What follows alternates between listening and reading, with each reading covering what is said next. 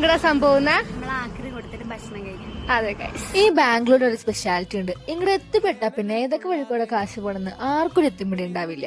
എപ്പോഴും വീട്ടിലോട്ട് വിളിച്ച് പൈസ വയ്ക്കാൻ ഞങ്ങൾക്ക് മടിയായതുകൊണ്ട് സെക്കൻഡ് ഇയറിലെ ബുക്കൊക്കെ കൊണ്ടുപോയി കൊടുത്ത് ആ പൈസക്ക് സാധനം മേടിക്കാന്ന് വിചാരിച്ചു.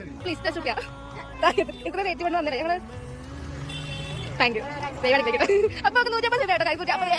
എന്നാലത് ഞങ്ങൾക്ക് പുതിയ കേസൊന്നുമില്ല കേട്ടോ. ആക്രിട്ട് ഞാൻ ഗോവയ്ക്ക് വരെ പോയിട്ടുണ്ട്. അതിന്റെ ലിങ്ക് ഡിസ്ക്രിപ്ഷനിൽ ഇടാവേ.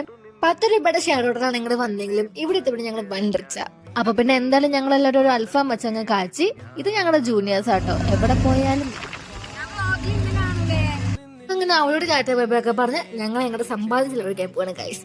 സാമിനോട് സാധനങ്ങൾ മേടിക്കാൻ പോകാൻ എനിക്ക് നല്ല ഇഷ്ടമാണ്. എന്തൊക്കെയാ വേണ്ടതെന്നും വേണ്ടതെന്നൊക്കെ നോക്കി അവൾ അങ്ങ് ചെയ്തോളും. ഞാൻ ചുമ്മാ ഒരു ഇമോഷണൽ സപ്പോർട്ട് സിസ്റ്റം ആയിട്ട് അവളോട് അങ്ങ് നിന്ന് കൊടുത്താൽ മതി. ഞങ്ങളപ്പോൾ റൂമിലോട്ട് വേണ്ട കുറച്ച് ഗ്രോസറീസും എസെൻഷ്യൽസ് ഒക്കെ മേടിച്ചു. 4 മണിയാകുമ്പോഴത്തേക്ക് ഞങ്ങൾക്ക് കോളേജിൽ കയറണമായിരുന്നു. ഞങ്ങൾ കുറച്ച് ലേറ്റ് ആയി. അപ്പൊ അത്രേ ഉള്ളൂ.